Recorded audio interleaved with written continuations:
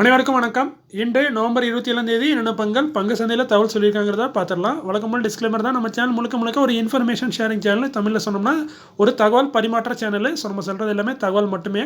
இந்த தகவல் இருக்க வாய்ப்பு இருக்குது. ஸோ நீங்கள் கண்டிப்பாக கிராஸ் வெரிஃபை பண்ணுங்கள். செபி ஸ்டாட்டிஸ்டாக தகவலாம் கன்ஃபார்ம் பண்ணுங்கள். நான் செபி ஸ்டாட்டிஸ் இல்லை, நான் ஒரு சாதாரண இன்வெஸ்டர். எனக்கு தெரிஞ்ச ஒரு தகவலை ஒரு நண்பர்கிட்ட ஷேர் பண்ணுற மாதிரி உங்கள்கிட்ட ஷேர் பண்ணுறேன். இது முழுக்க இன்றைய தகவல்.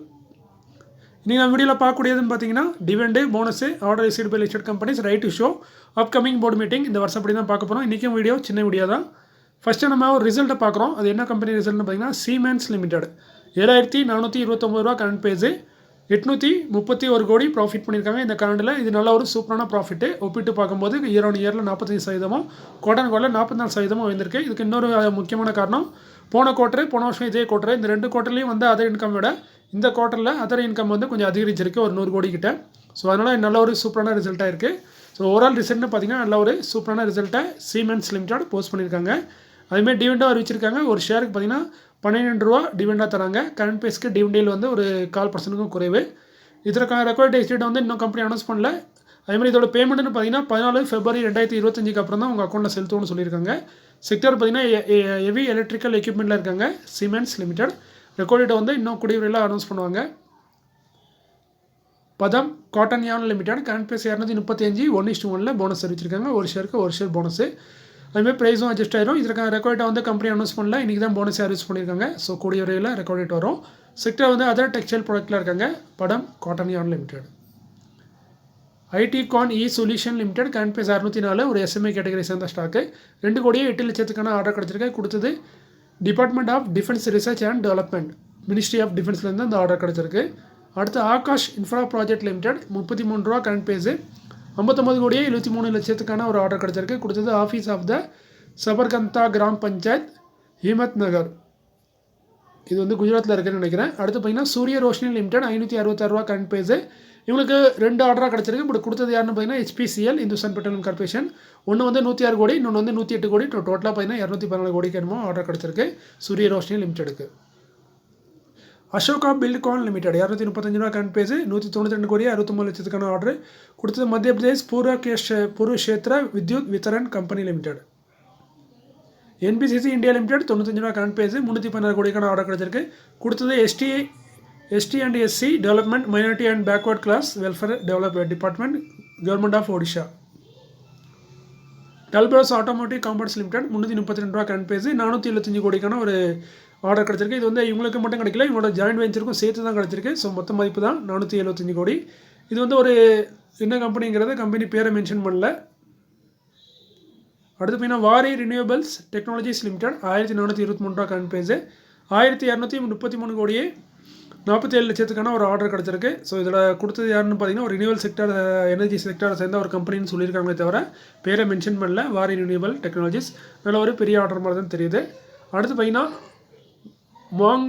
மொங்கிப்பா கேபிட்டல் ஃபைனான்ஸ் லிமிடெட், பேர் கொஞ்சம் இதாக இருக்குது. மொங்கிப்பா கேபிட்டல் ஃபைனான்ஸ் லிமிடெட் 54 ரூபா கரண்ட் பேஸில் ட்ரேட் ஆகிட்டு இருக்கு.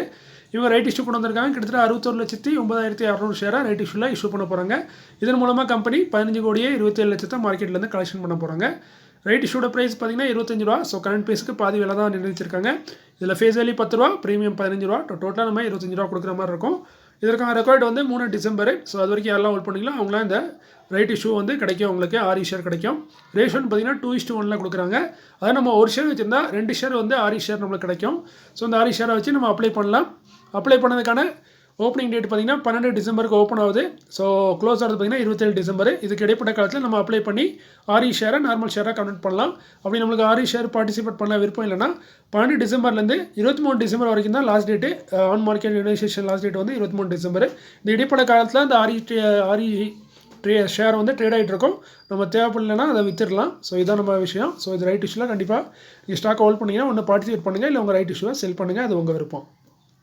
அடுத்து பார்த்தீங்கன்னா குஜராத் நேச்சுரல் ரிசோர்ஸ் லிமிடெட் 22 ரூபா கரண்ட் பேஸு. இவங்களும் ரைட் இஷ்யூ கொடுக்குறாங்க. கிட்டத்தட்ட 4 கோடியே 81,50,987 ஷேரை ரைட் இஷ்யூவில் கொடுக்குறாங்க. டோட்டல் அமௌண்ட் இதன் மூலமாக 48 கோடியே 15 லட்சம் மார்க்கெட்லேருந்து இவங்க கலெக்ஷன் பண்ணுறாங்க. ரைட் இஷ்யூ மூலமாக பணத்தை திரட்ட போகிறாங்க. ரைட் இஷ்யூ ப்ரைஸ் பார்த்தீங்கன்னா 25 ரூபா. ஸோ இதில் ரைட் இஷ்யூ ப்ரைஸ் வந்து நான் தப்பாக போட்டிருக்கேன். ரைட் இஷ்யூ ப்ரைஸ் வந்து ஆக்சுவலி பார்த்தீங்கன்னா 10 ரூபா தான். நான் இதில் தப்பாக போட்டிருக்கேன். ஸோ ரைட் இஷ்யூ ப்ரைஸ் வந்து 10 ரூபா. ஸோ நோட் பண்ணிக்கோங்க. ரைட் இஷ்யூ ப்ரைஸ் வந்து 10 ரூபா. ஸோ 10 ரூபாய்க்கு ரைட் இஷ்யூ கொடுக்குறாங்க. இதில் ஃபேஸ் வேல்யூ 10 ரூபா. ஸோ அதே ரேட்டுக்கு தான் கொடுக்குறாங்க. இதற்கான ரெக்வயர்ட் பார்த்தீங்கன்னா 3 டிசம்பர். ரைட் இஷ்யூ ரேஷியோ வந்து 3:5. நம்ம 5 ஷேர் வச்சிருந்தா 3 ஷேர் வந்து 6 ஷேர் நமக்கு கிடைக்கும். இந்த ரைட் இஷ்யூ ஓப்பன் ஆகுது பார்த்தீங்கன்னா 12 டிசம்பருக்கு ஓப்பன் ஆகுது. க்ளோஸ் ஆகுது 20 டிசம்பருக்கு. On market initiation last date வந்து 17 டிசம்பர். ஸோ இங்கே நல்லா நோட் பண்ணிக்கோங்க. ரைட் இஷ்யூ ப்ரைஸ் வந்து 10 ரூபா தான், 25 ரூபா கிடையாது. அது மிஸ்டேக்காக இருக்குது. அவ்வளோதான் இல்லை மென்ஷனும் பண்ணியிருக்கேன். அடுத்து பார்த்தீங்கன்னா upcoming board of directors meeting may consider. இதில் ஃபஸ்ட்டாக நான் பார்க்குறது கோர் டிஜிட்டல் லிமிடெட் கேன்பேஸ் 1836 ஒரு SME category stock. So SME கேட்டகரினாவே லார்ஜ் சைஸ் தான். இவங்க 3 டிசம்பரில் போர்டு மீட்டிங் இருக்குது. அந்த போர்டு மீட்டிங்கில் போனஸ் கொடுத்து மூடுக்க வாய்ப்பு இருக்க மாதிரி சொல்கிறாங்க. செக்டர் வந்து டெலிகாம் இன்ஃப்ராஸ்ட்ரக்சரில் இருக்காங்க. Core digital limited. அடுத்தது பார்க்குறது மினோல்டா ஃபைனான்ஸ் லிமிடெட் கேன்பேஸ் பார்த்தீங்கன்னா 9.68 ஒரு பெனி ஸ்டாக்கு. ஸோ பெனி ஸ்டாக்குங்கும் போது ரிஸ்க்குங்கிறது கூடவே இருந்தது தான். இவங்களோட போர்டு மீட்டிங் 4 டிசம்பரில் இருக்குது. அந்த போர்டு மீட்டிங்கில் வந்து ஸ்டாக் ஸ்பீட் கொடுத்து முன்னெடுக்க வாய்ப்பு இருக்குன்னு சொல்கிறாங்க. அது என்ன சொல்கிறாங்கன்னா ஃபேஸ் வேல்யூ 10 இருக்காதா ஒன்றா மாற்றதுக்கான வாய்ப்புகள் அதிகம்னா அவங்களே சொல்லிட்டாங்க. ஸோ பெரும்பாலும் ஃபேஸ் வேல்யூ 10 இருக்காதா ஒன்றா மாற்றுவாங்க. ஸோ ஒரு ஷேர் 10 ஷேர் ஸ்பிட் ஆகிறதுக்கு வாய்ப்பு இருக்குது. அதே மாதிரி கம்பெனி ரைட் இஷ்யூவும் பண்ண போகிறதா சொல்லியிருக்காங்க. ஸோ அந்த டேட்டில் அனௌன்ஸ் பண்ணலாம் ரைட் இஷ்யூ பற்றி. ஸோ பணத்தையும் திரட்ட போகிறாங்க. அதே மாதிரி ஸ்டாக்கையும் ஸ்பிட் பண்ணுறாங்க. செக்டர் பார்த்தீங்கன்னா என்பிஎஃப்சி நான் பேங்கிங் ஃபைனான்ஷியல் கம்பெனி. ஸோ இன்றைக்கி இந்த காணொலி இவ்வளோ தான். அதே மாதிரி இன்றைக்கி என்டிபிசி கிரீன் ஷேர் கிடைச்சவங்களுக்கு ரொம்ப மகிழ்ச்சியாக இருக்கும். ஏன்னா எதிர்பார்க்காத ஒரு மகிழ்ச்சி. ஏன்னா லிஸ்டிங் ஏன் இந்த அளவுக்கு கிடைக்கும்னு யாரும் எதிர்பார்க்கல. பட் நல்ல ஒரு லிஸ்டிங் கொடுத்துருக்கு என்டிபிசி கிரீன் எனர்ஜி. கிட்டத்தட்ட 14% 13% இன்றைக்கி அப்பர் சர்க்கிட் போயிருக்கு. ஸோ ஷேர் ஹோல்டருக்கு மகிழ்ச்சியாக இருக்கும். பட் இந்த ஷேரை நான் அப்ளை பண்ணல, மிஸ் பண்ணிட்டேன். அப்ளை பண்ணியிருந்தால் கிடச்சிருக்குமாங்கிறது ரெண்டாவது விஷயம். அதே மாதிரி இன்றைக்கி இந்த என்விரோ ஸ்டாக் ஐபிஓ தான் அப்ளை பண்ணியிருக்கேன். பட் அதுக்கு வந்து இன்னும் ஸ்டேட்டஸே தெரியல. அது நாளைக்கு தான் தெரியும். மோஸ்ட்லி ஆன்லைனில் போய் செக் பண்ணாலும் கிடைக்க மாட்டாங்க. ஸோ நாளைக்கு தான் தெரிய வரும். ஸோ மீண்டும் ஒரு நல்ல காணொலியில் உங்களை சந்திக்கிறேன். இப்படிக்கு உங்களில் ஒருவன். நன்றி, வணக்கம்.